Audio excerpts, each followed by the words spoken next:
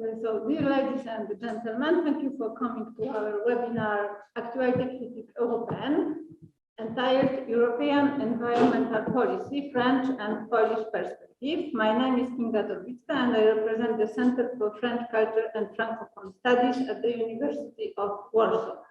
I would like to thank especially our guests, Marc-Antoine Eyl-Mazzega from French Institute of International Relations, Bartłomiej Kozek from United Nations Environment Programme, a member of Global Resource Information Database, Metta from Catholic University of Leuven, and Zuzanna Nowak from Polish Institute of International Affairs.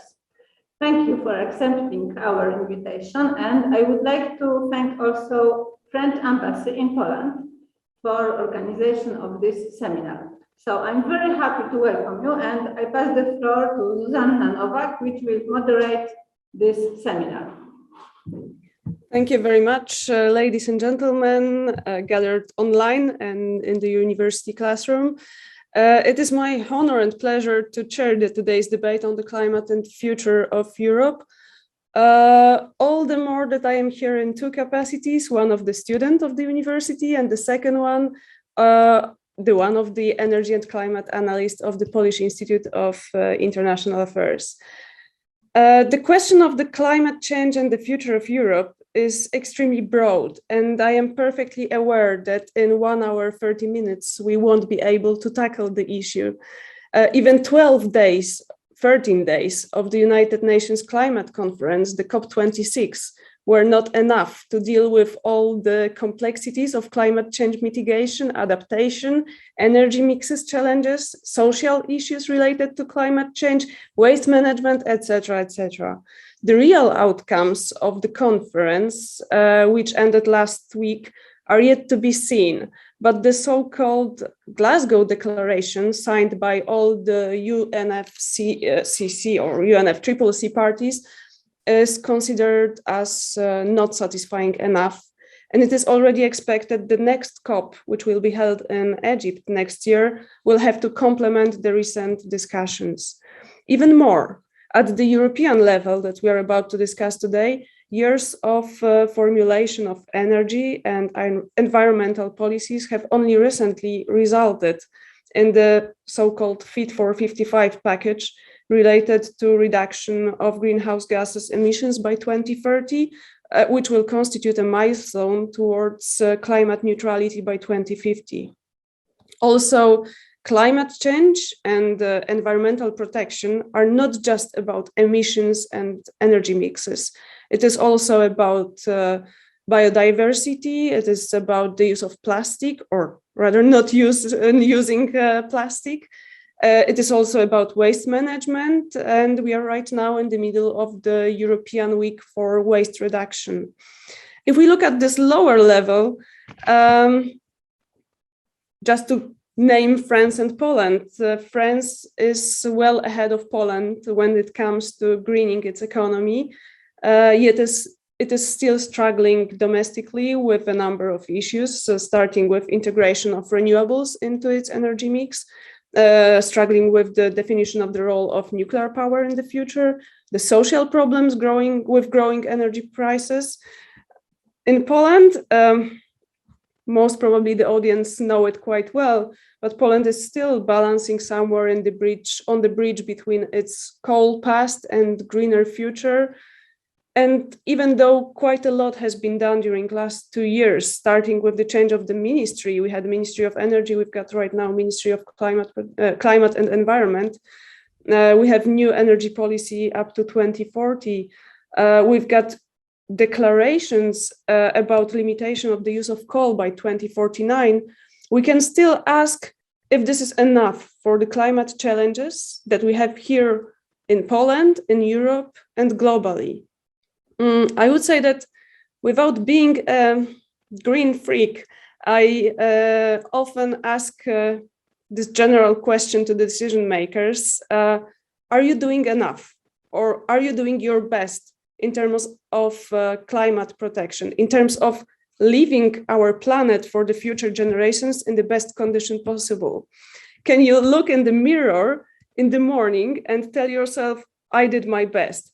I know this narrative is quite naive, but at the end, whoever you are, a student, a professor, a decision maker, a mother, father, whoever, you can always do something. What are our experts doing with regard to the topic of today's debate? We have today with us, as it was mentioned at the beginning, we've got Julie Metta, and she wrote on her website, she is an environmental economist, but not only.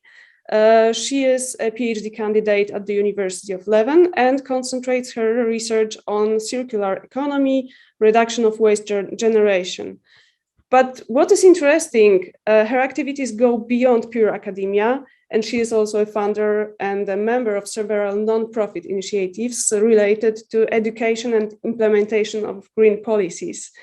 I am very curious to know a little bit more about her ties to Hong Kong, and I hope to learn a little more about your activities in there and how they can be compared to the European challenges. The second speaker that we will have today is Marc-Antoine Eyl-Mazzega, who is director of the Center for Energy and Climate of the French Institute of International Relations. He has a great past in the International Energy Agency, and without any doubts, not because we know each other for quite a long time, he's one of the most insightful observers of the oil and gas markets in Europe, and hopefully he will bring a more geopolitical touch to this debate. Our third speaker is Bartłomiej Kozek, who is expert from the GRID, the UN Global Resource Information Database, who is specializing in issues related to climate crisis and ways of overcoming it, circular economy as well as Julie, and environmentally friendly cities. I think that his input will be somehow closing the gap between Julie's and Marc-Antoine's stories and bringing this a little bit of Polish perspective to the debate. Very shortly, housekeeping rules. Let's say that every speaker has no more than 15 minutes to bring his views on the Europe's greener future.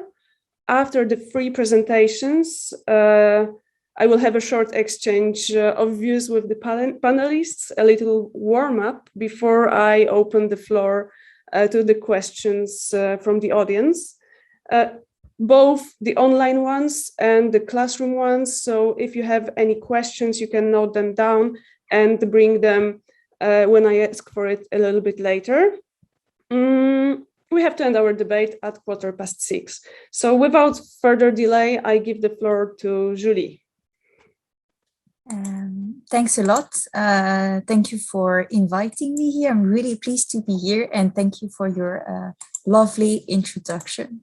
So today I will talk about circular economy, how is it linked with climate change, and what is the future for circular economy in Europe and France. I will talk a bit about France as well. So I will also give you a bit of introduction by myself, because it's weird, what am I doing here? I don't know yet, neither Marc-Antoine nor Zuzanna nor Bartłomiej, but yes, I spent a few years in Hong Kong.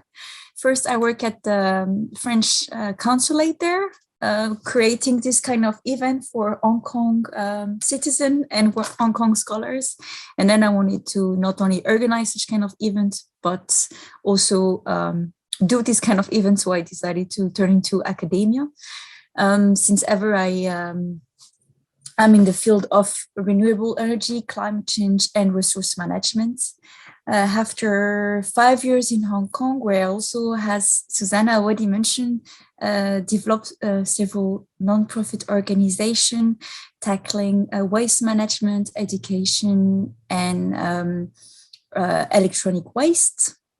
I moved to Belgium when I started my PhD 2 years ago in economics. And because I'm not only an academia or a woman, I'm a woman, but also a mom, I decided to focus my study on people.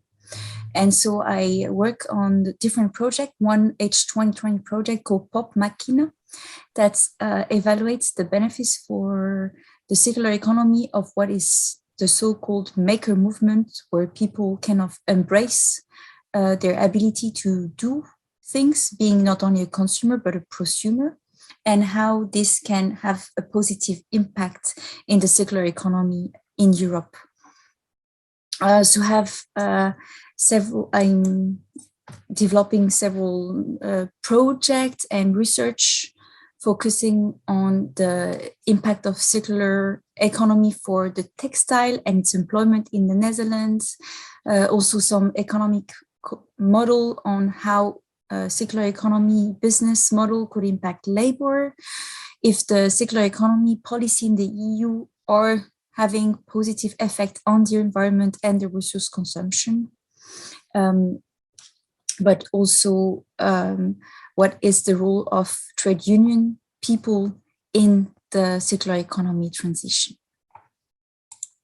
So this was for who I am and what I'm doing when I'm not presenting here tonight. So today I will give you a brief overview of the circular economy for who were not aware of what is the circular economy, what is the interaction and the link between circular economy and us as human in our ecosystem and in our not only everyday life, but businesses, policies, with a focus then on the policy in the world, in the EU and in France. So what is circular economy? So you might know that currently our economic model is quite linear. We extract resources, we produce things, energy, material, consumption goods. We consume, we use these things, and then we throw them away. They end up in a pile of waste. This is not sustainable. We live in a finite world with a finite number of resources. So there's an alternative thinking that is the circular economy. And instead of just extracting, using and throwing, include some strategies such as rethinking our way of consuming, redesigning the product to use less material, refusing things that we don't need, reducing our way of consumption, but also the waste we create, reusing things when we can, either from other people or from ourselves, to reduce the number of waste, repairing when it's possible, sharing like car sharing, bike sharing, refurbishing computers instead of buying a new one, remanufacturing products to update them or make them more sustainable and last long, and so on and so forth. Those are what we call the R strategy of the circular economy, because they all have an R in them. And this tends to transform our current economic model towards more sustainability and to reduce material consumption, as in the circular economy, products, the material that is in the product are kept and the value is as high as possible and is maintained all along the life of the product to avoid the creation of waste.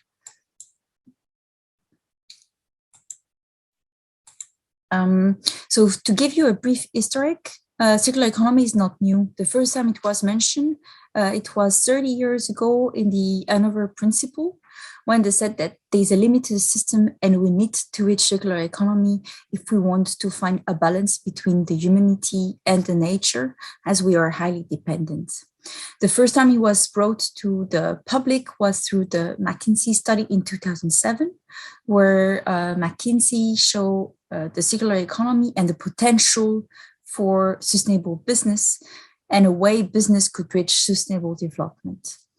Furthermore, the Ellen MacArthur Foundation was created in 2008 and in 2009 created the first circular economy principle. This was really the start of the circular economy research also for academic audience. So even though it's a 30 years old concept, the first policy in Europe emerged last year or 3 years ago in 2018. Circular economy is a good principle, but it has that is tackling some issues. The fact that we're more and more people and we consume more and more natural resources, leading to more pollution and more energy consumption. Circular economy provides an alternative way to keep our current way of living without consuming as much resources and reducing our consumption of natural resources, reducing pollution, and reducing energy consumption.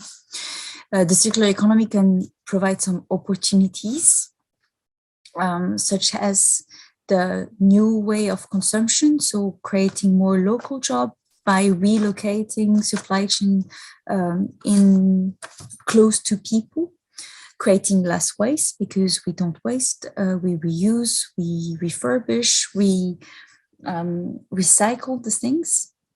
The overall overreaching goal of circular economy is also to reach resource decoupling and energetic decoupling. And it's said that it could bring up to $4.5 trillion in business opportunity, according to the World Economic Forum. So when we consider these benefits of the circular economy, it's really important that we think about how to reach this transition, and that we think about who are the countries that are resource dependent, who are the countries that will face issue if out of a sudden we stop importing resources and we work only internally. To avoid such burden link with transition, we should not transfer all our waste to vulnerable country, and really integrate within country, but also between countries, this transition to circular economy to leave no one behind, and really ensure that the new jobs that are created in the circular economy are fair. Now you're asking me, what is the link between circular economy and climate change?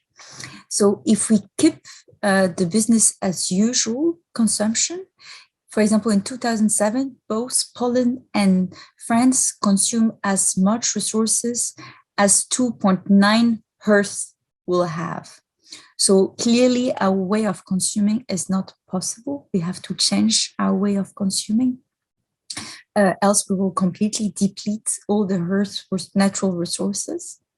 We also have to know that waste is equivalent to 5% of greenhouse gases, GHG. And if, thanks to circular economy, we will reduce by half the amount of municipal solid waste, MSW, this will lead to a reduction of 6% of the GHG.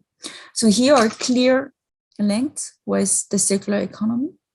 But we can also see that so far, most of the policy tackling greenhouse gases and CO2 emission targets energy production.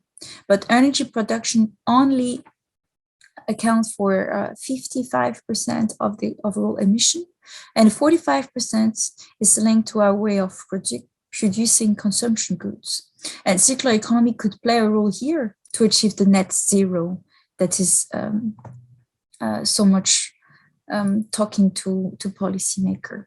So through the circular economy, we could definitely change our production of consumption. By limiting waste and pollution through the circular economy, we could reduce the emission associated with this production and of material extraction. And by using circular economy, we could also regenerate natural system and thus store and return carbon in the soil to do carbon capture. However, nowadays, the world is only 9% circular economy, circular, and each year it's going back. So we really need to act rapidly to be able to turn the world into a more circular world, and to be able to use circular economy as one of the strategy to tackle climate change. From just a practical point of view, if we reduce the demand for material, it will directly reduce CO2 emission, because then we will decrease the energy demand for material extraction, but also production. However, as I already mentioned, so far the effort to tackle the climate through circular economy is very little. So we really need to speed up the the process.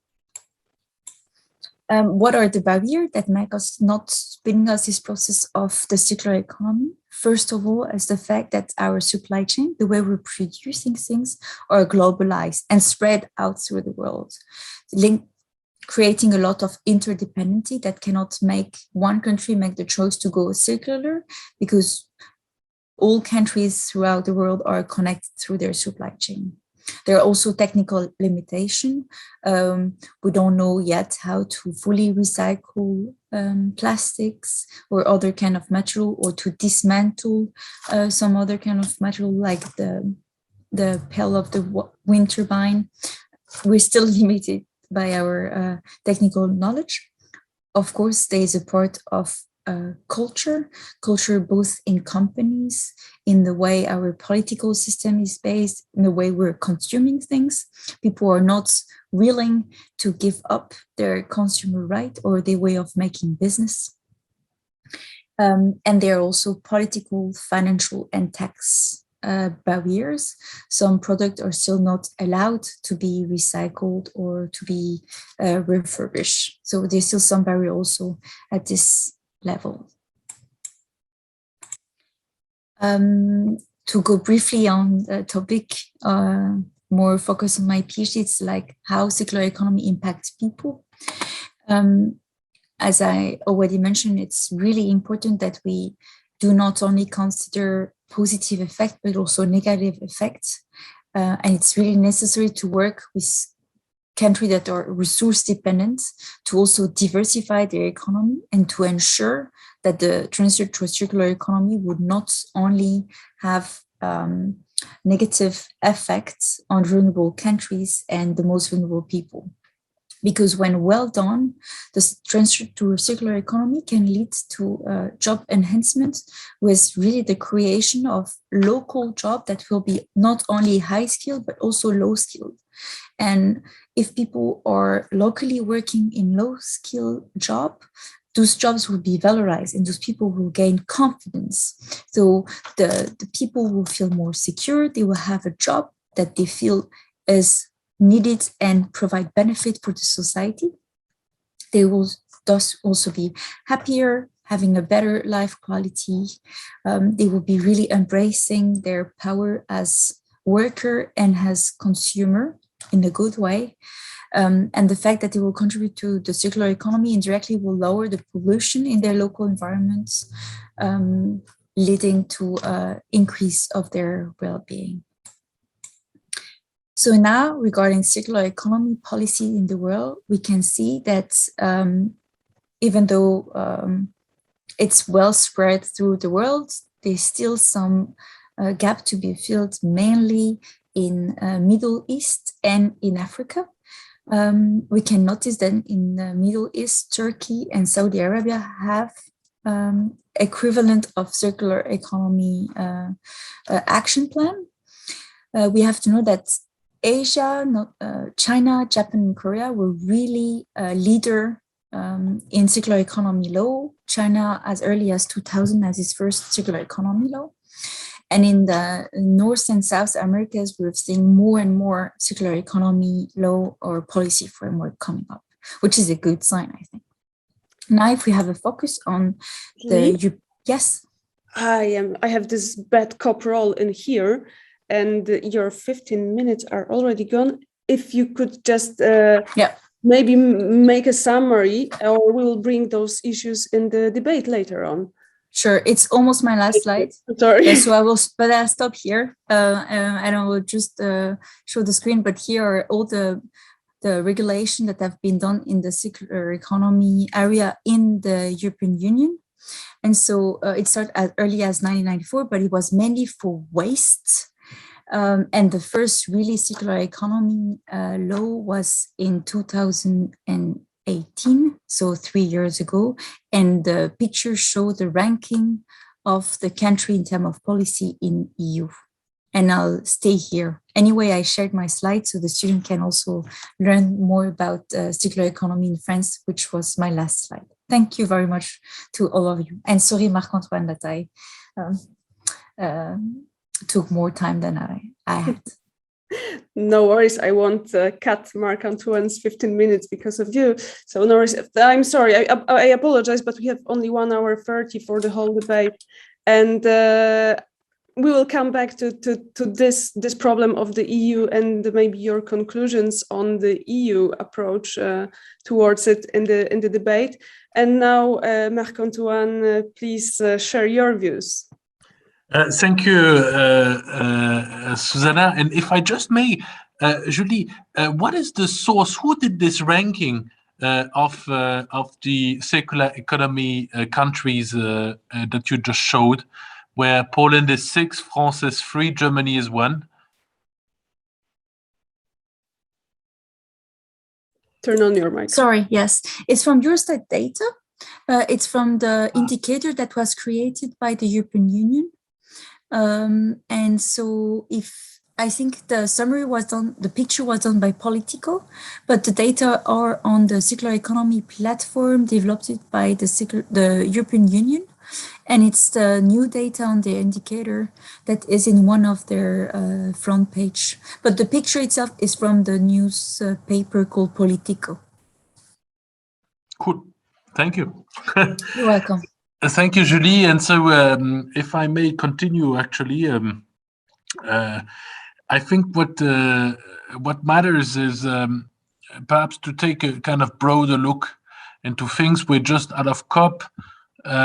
We are in Brussels now, having the start of a huge discussion and then negotiation on the world's most comprehensive decarbonization package, which will be long and complicated and very conflicting sometimes, but absolutely crucial to bring us to accelerate our decarbonization towards 2030 and ultimately by 2050 to become carbon neutral in Europe, meaning that anything that we still emit by then, which will be tiny, will be compensated by carbon sinks. What I'd like to say perhaps as an introduction is just to remind everybody perhaps what journey we have taken for the past 6 years since the Paris Agreement in 2015. And I remember in 2015 when the Paris Agreement was signed, the focus was very much on carbon dioxide emissions, so CO2. The overall feeling was, well, we have a deal. It's unbelievable what we've achieved. We are on track to basically, save the climate. 2 degrees is fine. It can be achieved. Everyone has to move here and there on the margins, do a little bit of improvement in its processes, etc. And we just continue ramping up renewables and, reducing a bit of coal, and we'll be fine. And what came after that, over the past 6 years, is a constant, not only scientific, but because the scientists knew, but the problem is what the scientists knew was not taken on board by the politicians and by the industry. And now what has happened since then is that we have all understood, I think, that it's not just CO2 that we need to fight, but all greenhouse gases, including methane, which has a much more warming potential than CO2. It is not just the electricity sector that we need to decarbonize, but basically all the economic activities. It is basically, so of course, it is not only the climate that we have to save, in the sense that we have to avoid warming and in acting on greenhouse gas emissions, but actually it is also the biodiversity and the environment as a whole that we need to preserve, because forests, oceans, ecosystem play an absolutely intertwined role in the climate degradation. So you might, reduce your CO2 emissions from the power sector to 0, but at the same time still have a dramatic global warming, because you haven't addressed deforestation because you haven't addressed overfishing, because you haven't protected oceans, etc. And as Julie outlined, because you haven't done any progress on circular economy, notably fixing the plastic problem, etc. And so I think that has been a major advance. The other one is that we have, I think, understood that 2 degrees actually that we aimed for in the Paris Agreement, 2 degrees is basically implying a terribly destabilized world. 1.5 is already severely destabilized, but not terribly. And 2 degrees is just absolutely dramatic. And anything above basically means that whole parts of humanity will not be able to live anymore in the areas where they are living now. And this would imply a major destabilization and, of course, also a major destruction of physical assets and major financial risks. And so ever since then, 1.5 degrees is now the new commonly agreed objective, but it is very clear after this COP26 that we just had that basically it will be impossible to keep the world in this trajectory. So we still have to earn for that objective, but we know that we have to prepare for a severely destabilized world, probably around 2 degrees. But that is in a kind of optimistic scenario, I would say. The second point I wanted to make is that within this, we are now in Europe in the process of accelerating our energy transition. We are actually, most of the countries in Europe are in have started the energy transition, not least so far thanks to energy efficiency policies, but the rest of the world is not. The rest of the world is still adding or diversifying its energy mix. They are adding renewables to coal, they are adding gas to coal, but they are not in a situation of energy transition. So this is something very specific from us here. And the other thing that the rest of the world doesn't share with us is that we now have ambitions kind of moving slowly, too slowly, of course, but still, I mean, overall it's positive, towards net zero. We had now new pledges from many countries towards that objective, but the problem is nobody has a plan and an effective strategy and has started implementing that to reach that objective. And but we in Europe are about to do that. We have already started, and now the time is for acceleration. And this acceleration, the first major step was this adoption of the European Green Deal 2 years ago. Actually, Zuzanna, you convey us here almost 2 years after the anniversary of that Green Deal. And also, since the last 2 years, this Green Deal has overcome 3 crises. And we are now in the 3rd crisis, and I'm sure it will be overcome. But the first crisis was, of course, how do we get everyone on board? And speaking about Poland, of course, Poland was pretty reluctant, to say the least. And I think there was a lot of efforts paid to reassure Poland, to give it more time, to commit to more money.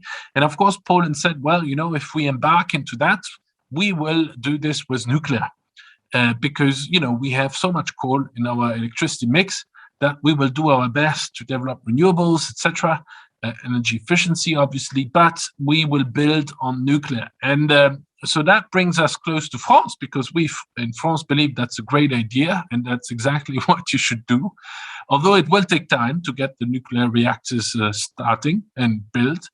But the problem is you have in between as a neighbor that is called Germany, and Germany thinks nuclear can't just make it. They think it's too expensive, it's useless, it comes with risks and waste, and one should do only renewables and hydrogen. And but the problem is the Germans have a lot of money, and they can afford to have the luxury to do what they think is best for them. But the problem is not everyone in Europe is Germany, and so others believe that there is huge advantage in nuclear, not least that you can produce 24 hours a day, competitive electricity that is really low carbon, for which you do not need so much backup when there is no wind, when there is no solar. And by the way, it happens that Poland is not Spain, so you don't have the same solar enlightenment than they have in the south of Spain, but you might have some wind in the Baltic Sea, next to some gas pipelines. However, you don't have like 2,000 kilometers of coast. So, you have to do with your own assets and constraints. And so I think one of the big battles that we have now in Europe is to make sure that this technological neutrality towards, okay, what is it that I will use to get to this climate neutrality, that every country can decide what is best for itself, and that what matters is to achieve the end goal, and as efficiently, as quickly as possible, and not to pick and choose, what color should be the car. And what matters is really to get there, basically. And now we have this big battle. It's a fierce one. We are not exactly sure it will prevail. I mean the countries that want to have nuclear in the mix. But however, that being said, one has to also push a lot the renewables, no matter what. I mean, the two have to go together. And here, obviously, also in Poland, there's a huge potential. Also in France, we are very late in France. And I think in Poland, you could do also much more, though quite some impressive progress has been achieved over the past 2 years. The good news is, because we were late, we didn't pay too much compared to countries like Germany, for example, who developed large projects when they were the most expensive. So obviously we can benefit from the lower costs and the technological progress. The key, however, is of course that one has to develop also these technologies in our countries. That is, we have to locate the industries. There's the core value chain elements. Because of strategic reasons, because of job reasons, and because we do not want to ultimately depend on foreign players for that. Another aspect, before I close this kind of initial starter, is related to everything that you might hear. I mentioned these three crises of the European Green Deal. The second crisis was, of course, the pandemic, and the good news was that instead of burying the Green Deal, the Green Deal was actually used to be a pillar of the economic recovery in Europe. And not only the Green Deal, but also the digital transformation, and both go hand in hand.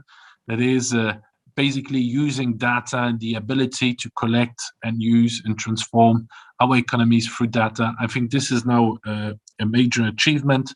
And it would also help this Green Deal transformation. And now the last crisis we are still in is, of course, the energy price crisis we all suffer from. You in Poland have a little bit of gas production. That's good news for you. We in France have nothing, so we have to import almost everything. The difference with Poland is that we don't have to buy everything from Russia. So, I mean, it will change in Poland, obviously, but we can also buy stuff from Algeria or Norway or LNG, which you can also do in Poland, by the way. Of course, I forgot that.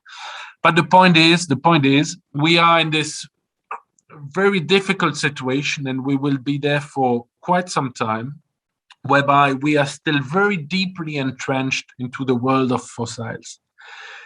And we are moving too slowly to the world of low carbon technology. So we are very exposed to all the risks related to the world of fossils, and we do not reap all the benefits from the world of the low carbon technologies. For example, if we didn't need gas for power generation and for our industries, and we had alternatives such as low carbon electricity from nuclear, we wouldn't mind if the Russians basically reduced their gas supplies. We would be just fine. The problem is we are still there. And the other challenge that we will increasingly face is that the low carbon technologies come with huge geoeconomic and geopolitical issues as well. So we will have to basically face the two.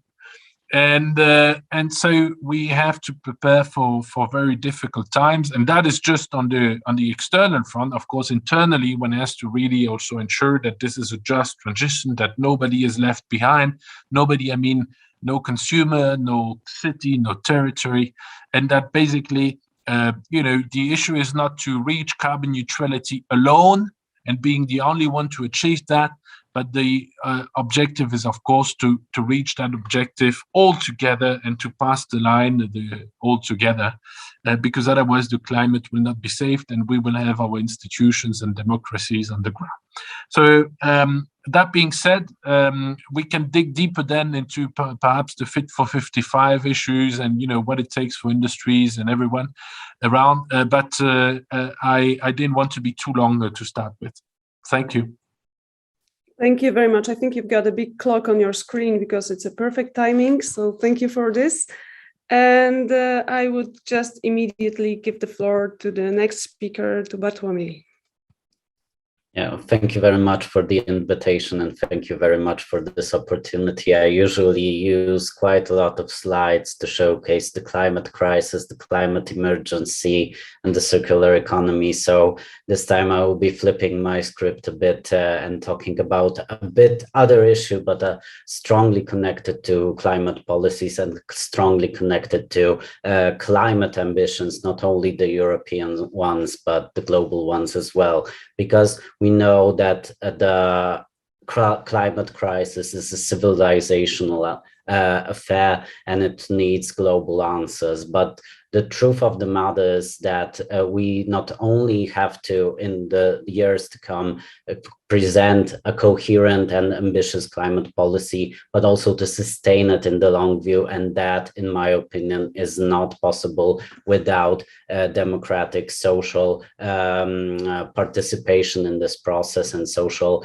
popularity of this process itself. Because we may know about issues of different types of policy backlashes against ambitious policy goals. We know that we are not on time. We had quite a lot of years in which our ambitions weren't that ambitious in order to achieve the scientifically agreed goals. But let me turn back a bit, because this issue of democracy and climate policy is, in my opinion, extremely crucial in this matter, because it's in a sense underestimated, because we think that because scientists say something that this will naturally happen and both the politicians and the society will come aboard. But in terms of both political theory and practice, we know that this is not entirely the case, to speak mildly. So I think that it's crucial to take note in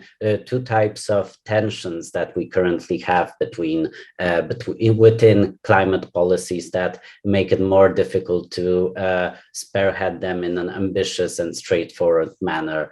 The first one is that we are talking about these tensions. Some say that they're overstated, but I don't think so. The tensions between democracy and technocracy. There is a English author, David Runciman, and he recently published a very interesting book, How Democracy Ends. And he, along with many other interesting thoughts, showcases the issue that at least from the moment we invented the atomic bomb, there is a sense of this tension going forward, because we have more and more technologically advanced, technologically complicated, interrelated issues. So the role of expertise is crucial for democracy to work. But sometimes it is a question whether or not there is a tendency to showcase that, well, these are the experts and they should be in charge.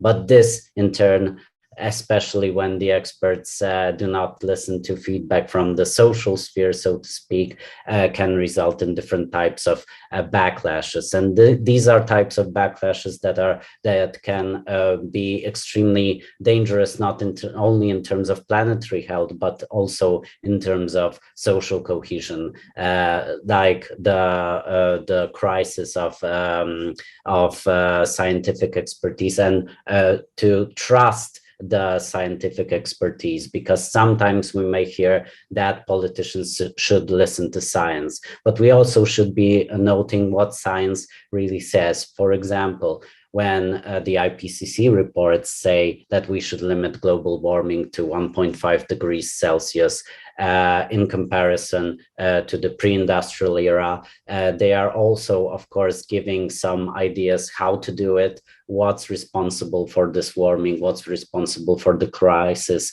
But there are different, even within IPCC reports, there are, for example, different scenarios of the ways we can achieve climate neutrality and to save the planet. So we still have choices, and these are important issues because sometimes, and for many years, and it was also quite destructive, there was this issue of climate skepticism, and we were thinking that this political tensions are between just climate skeptics and the science, so to speak. But if we want to have democratic participation, if we want to have democratic alliances for climate policies, then we have to showcase, on the one hand, what science says and what are the toolkits and choices that science gives us. And from these toolkits and choices, for example, different ideologies, different social groups can create coherent, strong, also scientifically backed visions of the future involving many different types of values. So in order to create coherent policies in terms of climate, we will need different types of climate policies, leftist policies, liberal climate policies, conservative ones, and these for them, of course, to discuss within each other, with the wider society, in order to move us forward in terms of saving the climate, so to speak. So this is one important take, and this is also important to take because when we lose track of these choices, and we often stall with changes within, for example, our energy systems, but also within our production systems, then these choices that we may have that can be coherent with, for example, the 1.5 scenario, are starting to shrink and not grow because, for example, due to the stalling of climate policies, currently, according to science, according to UNEP's emissions gap report, we should be globally reducing our emissions by 7.6% per year by 2030 in order to halve the emissions and put us in this within reach of this climate neutrality goal by 2050. If we were having both more ambitious climate policies a few years earlier, then these reductions wouldn't have to be so steep. So this also showcases both we have choices, but also that inaction limits our choices, the choices that we have. And we have many different political choices about which we need to discuss, and I will be focusing on that later on. And another huge challenge is the challenge that we see within this tension between European integration and these ideas of national sovereignty, because sometimes this also is put forward into this previous tension that I was talking about, the tension between democracy and technocracy, that sometimes the Brussels is seen as a Brussels bubble, as something technocratic, as something that's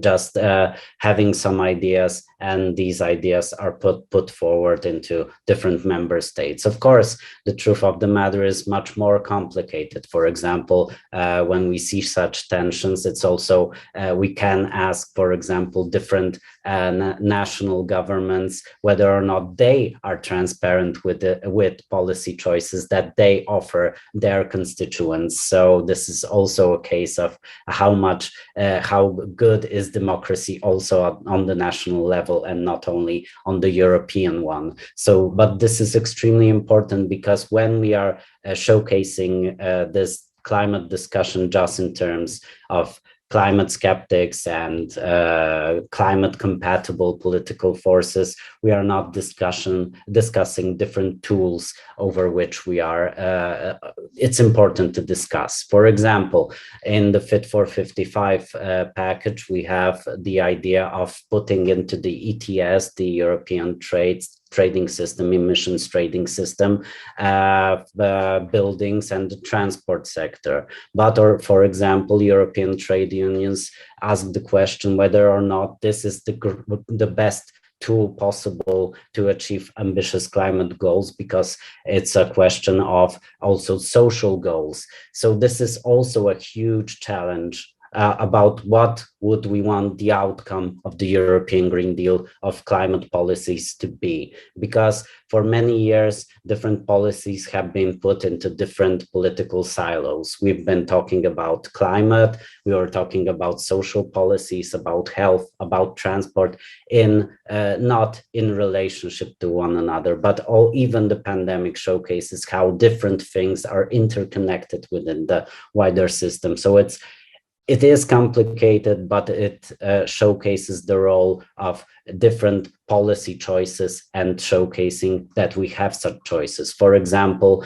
it's completely viable to think about the European Green Deal of creating a carbon neutral economy, but it's not clear that it has to, in a sense, in a natural way, create a more coherent, socially just society. We have to also include different values into the ideas of climate policies into European Green Deal. Of course, some of them are already there. There will be, of course, tradition, as always, tensions between one another, but it is all the more important for this dialogue to be presented, because sometimes we may choose different toolkits. We can choose how much will be the role of taxation within climate and environmental policies. Do we want more regulation, or do we want more focus on innovation? We may discuss what would be the role of markets, what would be the role of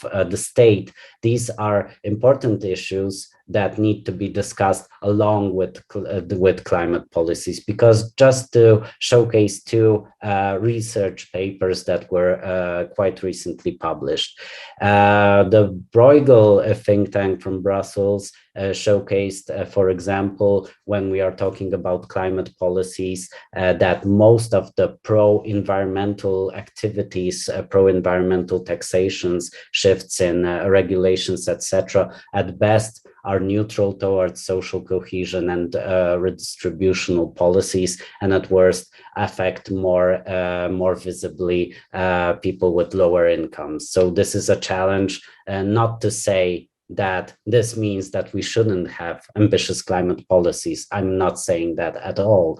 I'm completely interested in ambitious climate policies, but it also showcases that if we want them to be sustainable in the long term, we need social issues also at hand, and also for the toolkits we choose towards this green transition of the economy and society to be also presented in a way that safeguards human rights, safeguards social justice, safeguards democracy. So all of these issues and values that are important towards Europe and to European integration as well. So these are very important, in my opinion, at least, remarks, because there is also a risk coming that was also showcased in another report called a green wedge analysis created with cooperation of open society foundations, which showcase that when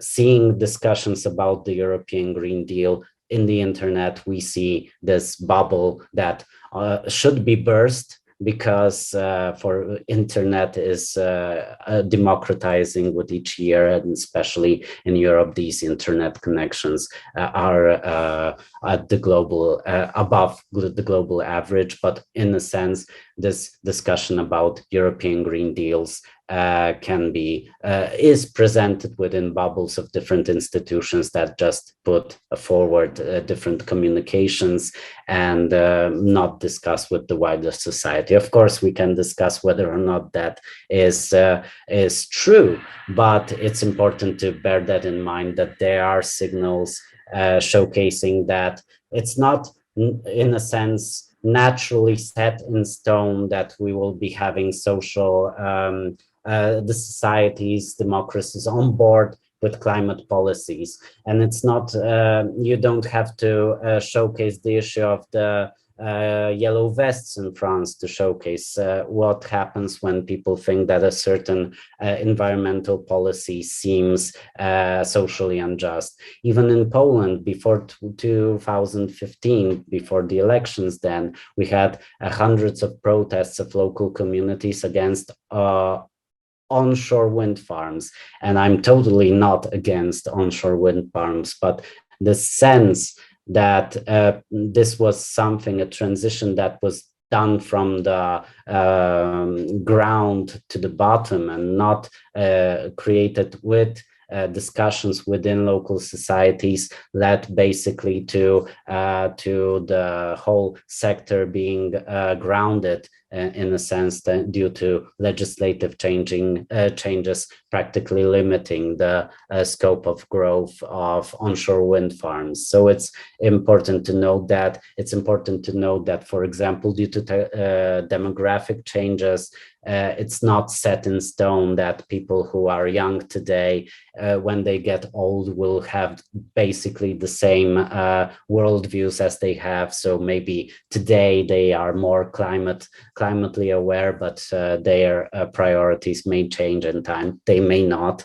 but also to showcase that climate change, the climate crisis, and the climate question is not only a question of technologies. It's not only a question of the discussions between experts, but it's also something that we have to translate towards the society. It's a challenge also for many other organizations, including our own, but it's extremely important because we don't need only the technological expertise, but we also have to have social expertise in order to understand what's happening. Like, for example, there is this so-called stereotype that the young people are really extremely aware of the climate issues.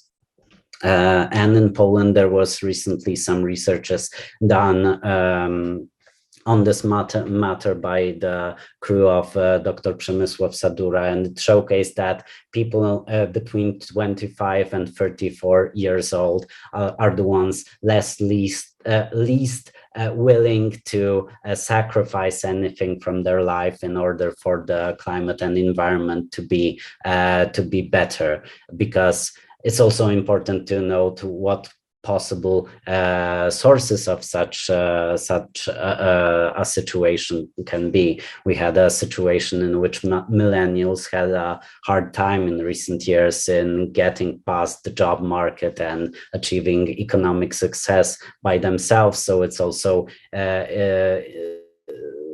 in a sense obvious that they may be a bit reluctant to limit their possibilities at the same exact moment of their lives when they at last can have some social and economic opportunities for themselves. So this is one issue. And the other issue is that knowing is one thing, because when you see different opinion pollings in Poland and you don't put a scientific lens that people have to know basically everything about climate issues and their different interactions within the wider society to be climately literate, but if you see about the ways that they want to work, they know what basically that there is something wrong.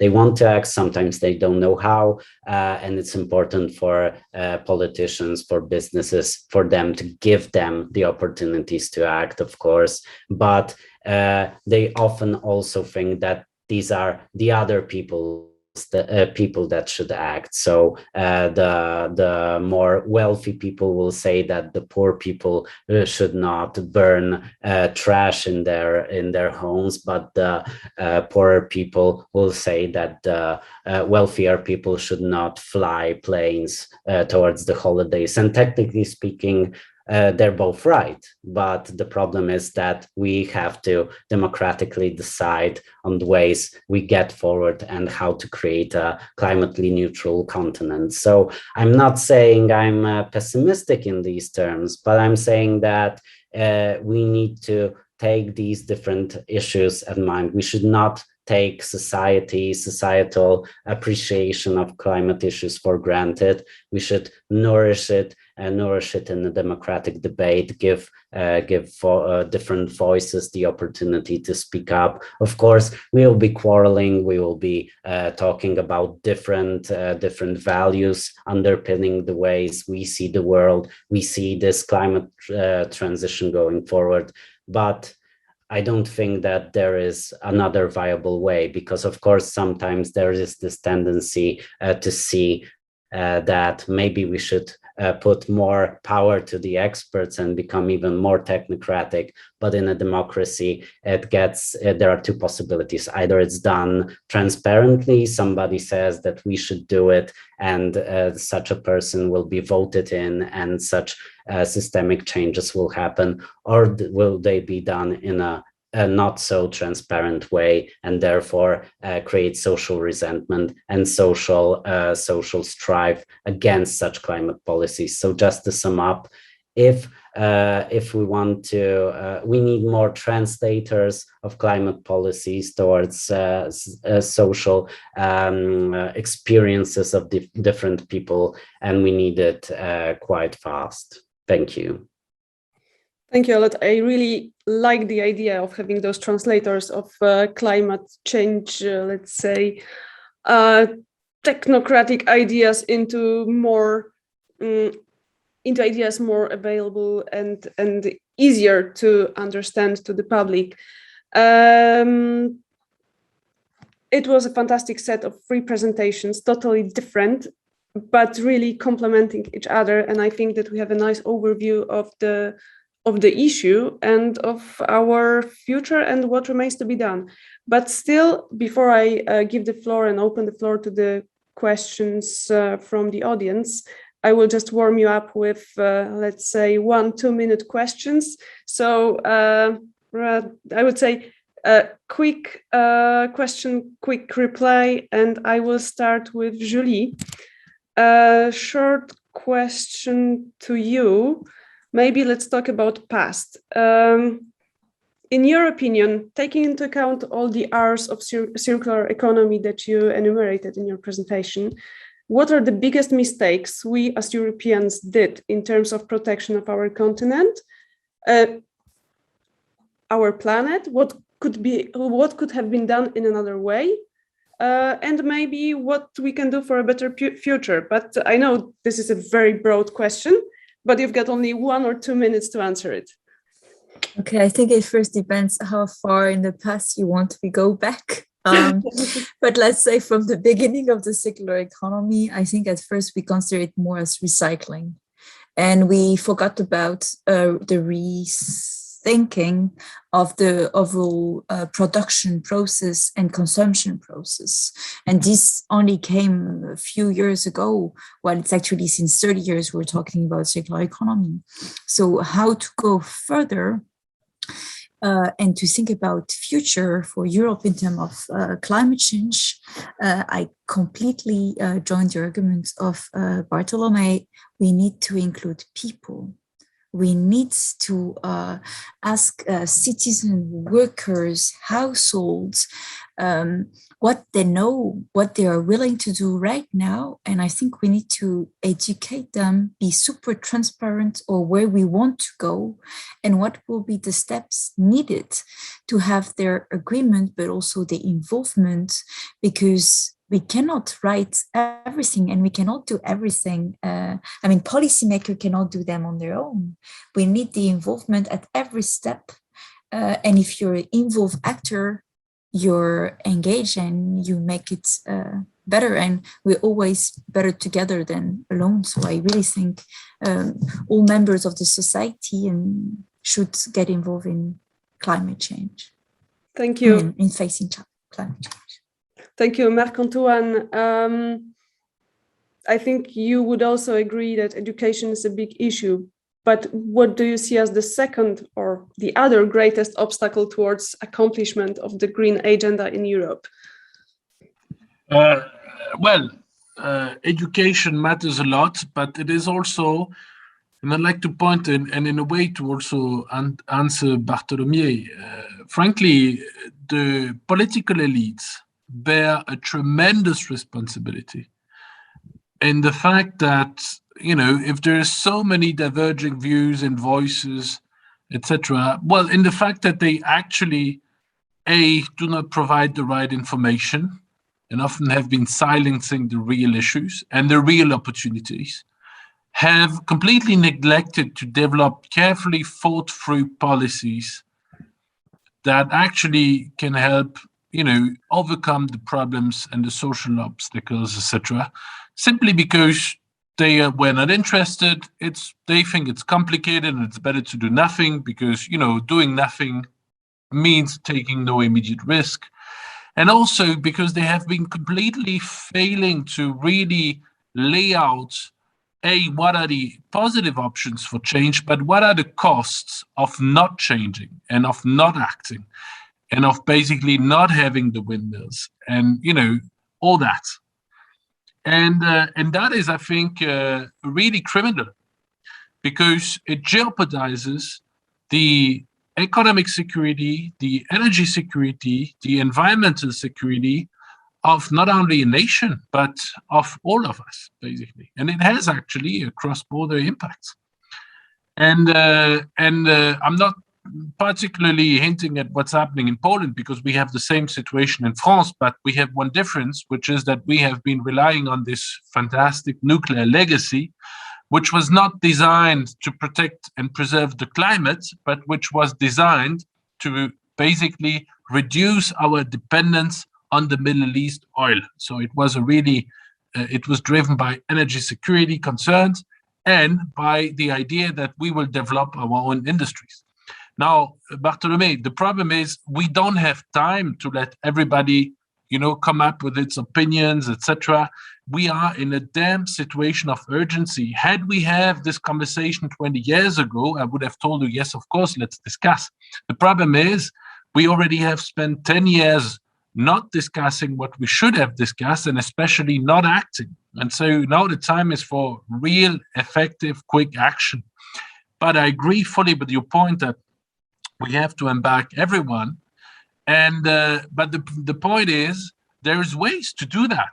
It's not an obstacle. It's actually an opportunity. One just has to design the right policies, the right tools, and this is exactly what actually is being discussed in Brussels these days. But of course, the nation states will have a huge role to play. And so, when, for example, in this social fund that is to be established in Brussels by Brussels, when there is a lot, billions of euros that will be transferred to the different member countries, well, then these member countries will have all that money and they have to think carefully what they do with it, because the change is coming no matter what. And what strikes me is that actually the companies that were the most reluctant to change now understand that the train has left the station, so that if you do not decarbonize, you will run out of business, because your customers will tell you, sorry, your products are too carbonized. They come with a too high environmental footprint. You should have acted, actually. So we are going to, buy from your competitor simply because of that. And so I think that train has left. And so I'm a bit skeptical also as we embark on a presidential campaign. In France, the discussion is pro, contra windmills. Which is completely saddening and completely embarrassing, because we need all the windmills possible and we need the nuclear, and all that will never be enough. So, so the story is more exactly discussing how you redistribute, etc., but not having these completely, embarrassing conversations which are totally out of touch and which are a real threat to the future, to our future well-being, actually. Thank you, Marc-Antoine. I guess, Bartłomiej, you would like to react. If no, I have a question to you as well, but feel free to react. I would just like to say that I'm not, in a sense, Pollyannish about the issue that we will definitely have everybody on board, and it's not, it won't be that scenario. But the problem is also from a geopolitical point of view, I think that the problem is that the climate policies, the European climate policies, also need to be, in a sense, resilient, not only in terms of being resilient towards challenges related to the climate policies, but also resilient towards themselves, so to speak, that it's not that we will set ourselves ambitious goals and we will be doing them, and after 3 years or 4 years, important election in a certain EU member state will basically derail all the progress that we have done. So this is also a huge challenge, how to do it in a sense both democratically, but also in the sense of responsibility towards interdependence. And it counts in many different forms. Like, for example, within the energy policy, we can think about the issues relating to how much do we think about in terms of these final production of energy, but how little do we think in terms of energy efficiency, which is a huge potential source of investment, of positive outcomes, also economic and social ones, like thermal insulation of buildings, so to speak. This is one issue. In terms of resource policies, we will be thinking about critical minerals and critical materials that sometimes are mined, not only that they're not mined in Europe, but they are often mined with breaches of environmental and social standards. So this is a huge challenge. For example, do we want to promote international trade and try to enforce these standards in such a manner? Or do we think in terms of recreating at least some of the mines in Europe in the hope that we will set our own high standards and implement them in practice, so the final outcome in environmental terms will be better? This is a huge discussion that's not yet so lively, but this is also yet another issue that's on the end of the circularity bandwagon, and not in terms of the ways that we consume and produce. Do we reuse? Do we refurbish? Etc. etc. So these are quite important issues, and more along the road, there will be more difficult conversations for that, because we will be having to change the agricultural sector, for example. And this is something that's quite strongly intertwined within our culture, within the way we live, what we eat, etc., etc. So we currently can say, for example, within UN agendas, that we need to have a more balanced diet and limit the excessive meat intake. But what will happen when there will be concrete policies, like, for example, meat taxes presented in different countries? Will there be social popularity of such views, or will there be a backlash? What will be happening with guaranteeing the right to proper nutritious food towards all of us? These are challenges that along the road, these positive outcomes that coming from job creation, from innovation, from raising competitiveness of the economy and different companies that are more energy and resource efficient. This is right now, but in the long run, we will also have these difficult conversations, and it's important for us to be prepared for having them. Thank you. Thank you a lot. I will just maybe ask if there are any questions from the audience.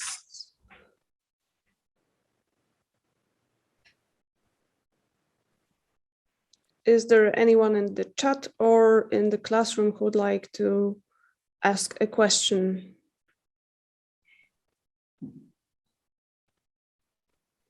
I cannot see any hands raised for, oh yes, I can see one.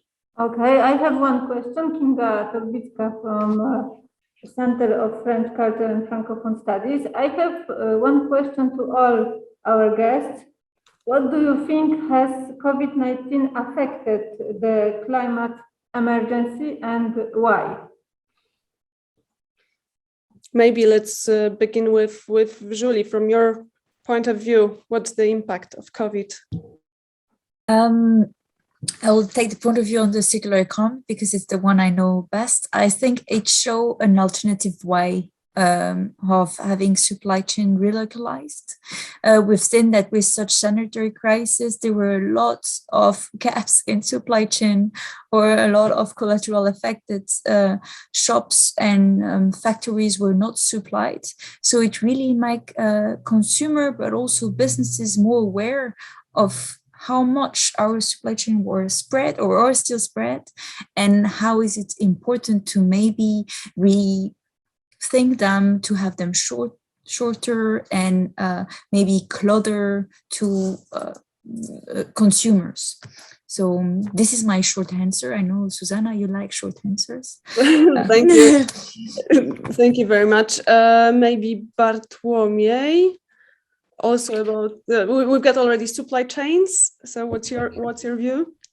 Well, I think that we have two possibilities coming out from this pandemic. We can have a green recovery, or we can have this trying to return to status quo. But this return towards the status quo showcases its own shortcomings. For example, right now we are having this supply shock on the global markets, which already showcases that the global economic system is already destabilized a bit, and there is a huge possibility that it will not return to the so-called normality that was before the pandemic. So localization, of course, this would be a positive outcome, but we need to also be aware that this risk of rebound into the status quo is quite huge. It's a bit terrifying, but on the other hand, it, of course, like any crisis, it also showcases us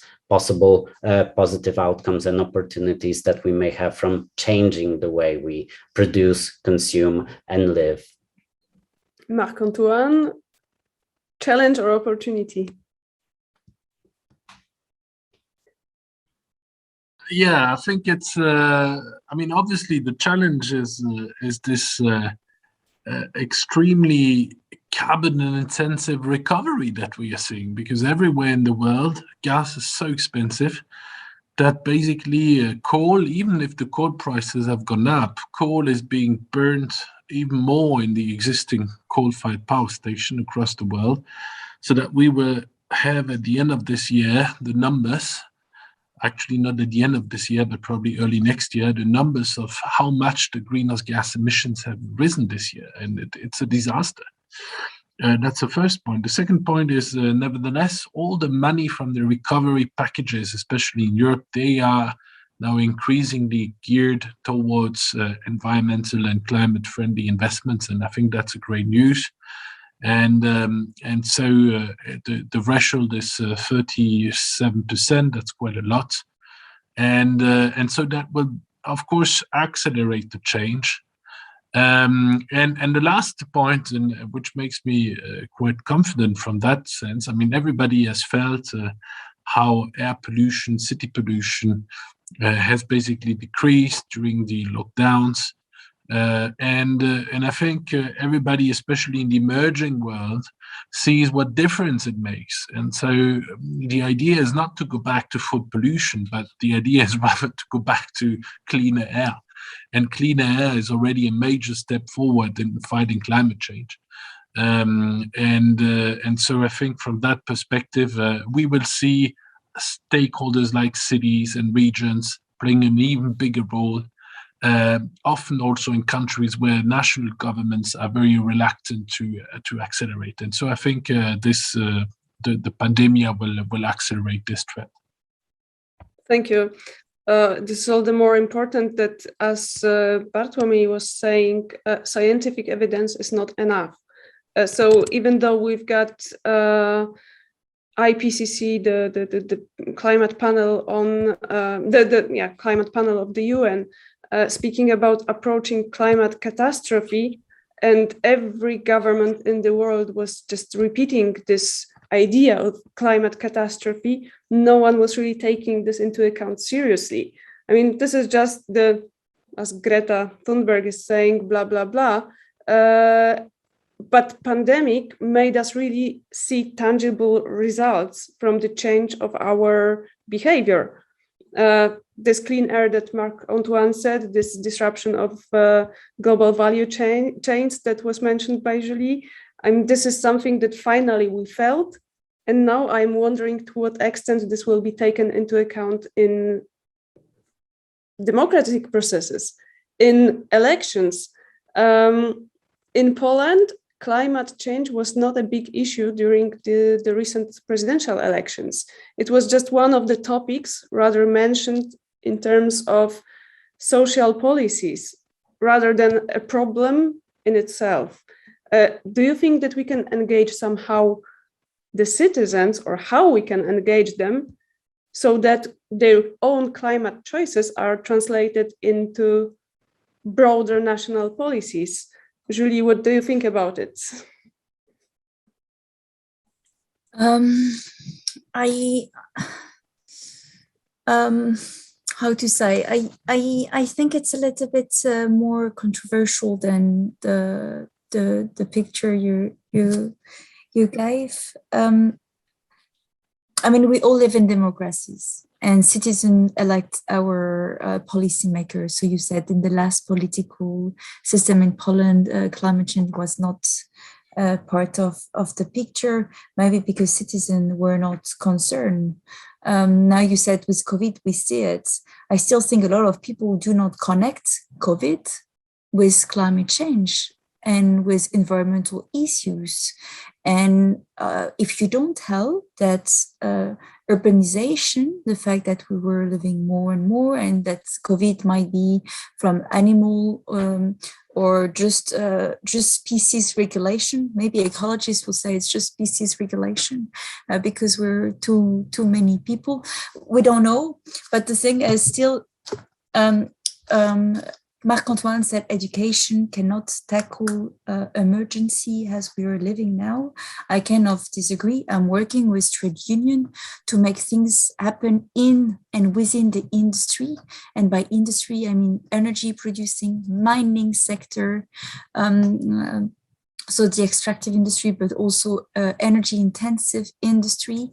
And we see that even if policymakers ask for targets and ask for change in the industry, if the workers are not ready, the factory don't close, people keep on working, mines stay open, and coal is still produced and extracted. So, as I said, the policies, they're made by human, and you mentioned at the beginning of the session, and we can all do our good, but for doing the good, you need to know what is the good you can make. So I'm not sure I answered your question directly, but I really think it's the role of civil society and academia to also create dialogue between policymakers and worker and citizen to enhance their opportunity of having an impact and putting their stone in our fight against climate change. And hopefully COVID will bring policymaker a better view on how citizens also can act, because we saw that during the pandemic at the beginning, before we had regulation, before we had recovery plan, citizens organized themselves to make face masks. Industry managed to close the gap in the supply chain. So there were change happening bottom up and not only top down. Thank you, Marc-Antoine. You were overvoted when it comes to the role of education. But my question to you, unless there are the questions from the audience, is there anyone willing to ask a question? Cannot see anyone, so I will continue. How we can work with trade unions? Marc-Antoine, what's your opinion how we can deal with them? Are they part of the problem or part of the solution? No, I think they are clearly part of the solution. I think, what strikes me is that they must be associated to the transformation of the industries or of the respective bodies in which they operate.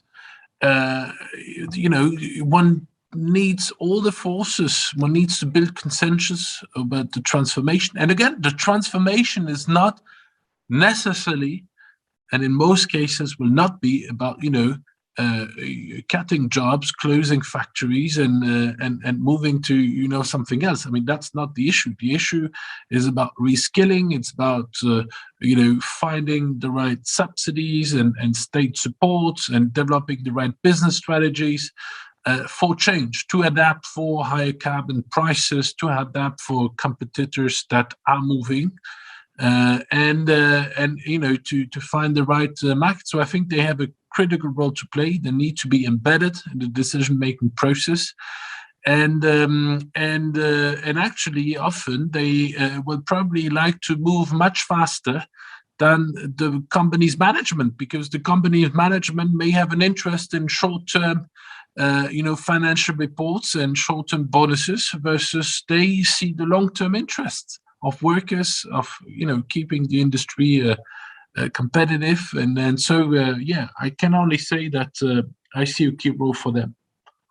Okay, last short question before we end this session to Bartłomiej. We are speaking a lot about incentives, sacrifices that some countries or some groups have to make in order to reach the climate targets. And one of the biggest problems of the COP and other global negotiations is that developing countries want to reach the level of development of the wealthier countries. In other words, they want to reach the same level of consumption, availability of goods, use of natural resources. How we can convince them so that they don't follow the same path and they skip one step of their development in order to go directly to the clean future?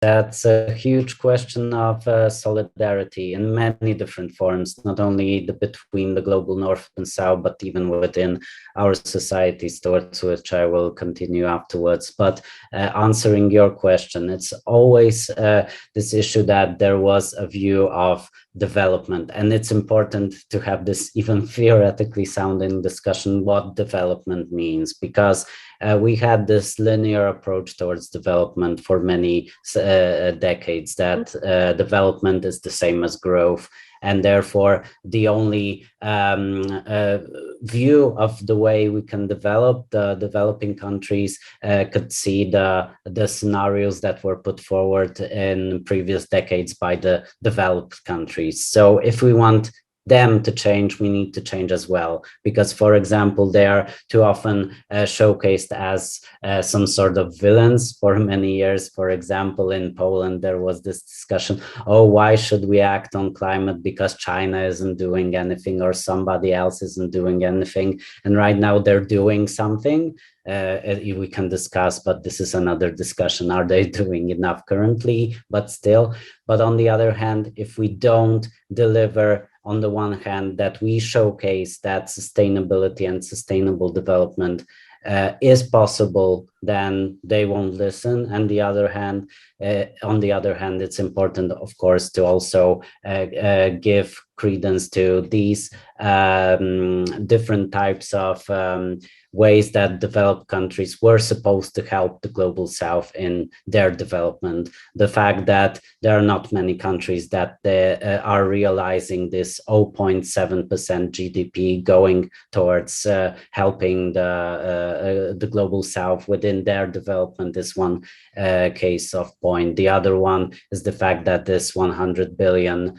fund geared towards developing countries that were towards climate issues is not being pursued until 2023. I think it was in the podcast I've listened to today, that maybe in 2 years' time we will be having these obligations met that were made quite a long time ago. So if we want them to change, we need to change as well, and we need to change with our social contracts also within countries. So, for example, this transition is just is according to human rights, gives us more perspectives to grow, not grow the economy per se, but to grow as people, as individuals, to give us more opportunities, sometimes to change the way we live, but sometimes making it a more sustainable option is the first step. And sometimes we don't have much sustainable options. If you want to go from Warsaw to Brussels, you can use either you don't until I think in half a year you will be having a night train at last coming back to Brussels. So if you have such a situation in which you have a precise goal and you have to wait so much time for a more sustainable option to come, it's obvious that most of people, most of consumers will choose the faster and cheaper alternative, and we shouldn't blame them. And another thing, just to end, that sometimes people may be aware of action because sometimes they think they are overburdened, that they should do something as consumers, they should do something as individuals because the world will be better thanks to them. Of course, individual actions have their role, but if we don't think in terms of system changes, changes within governments, within businesses, within people who wield more power, then it's obvious that it will be way harder to people to come aboard within this green transition. Thank you. We are right after the time. I won't make any big conclusions out of this debate. It was fantastic in itself as it was. I will just mention a few words that were repeated numerous times today. It was about taking action, doing things right now. It was about challenges that we have to face, and we have to act even before we make some substantial decisions. This is something striking from this debate. We had some issues raised related to justice and solidarity of this transition, about social aspects, about the development, and about education. And that's good that education was that important in this debate as we are at the university. I would like to thank the panelists for their great participation. I would like to thank the organizers. So join me in thanking at least with, yes, as Julie did. And I give the floor back to Mr. Bicka. Well, I think we will finish, and thank you very much all our audience and all our participants, and thank you very much and goodbye. Thank you once more. Thank you very much. Thanks. Goodbye. Bye. Bye.